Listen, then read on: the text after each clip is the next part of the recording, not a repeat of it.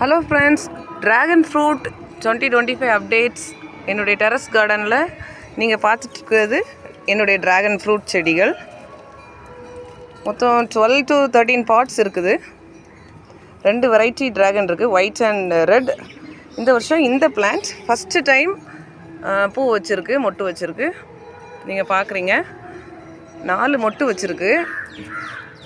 அதில் இந்த 2 மொட்டும் கரிஞ்சிரும் நினைக்கிறேன். இது வரும், இந்த மொட்டு இன்னொரு 50 டேஸில் பழமாயிரும். அதேமாதிரி அந்த மொட்டும் 50 டேஸில் பழமாயிரும்.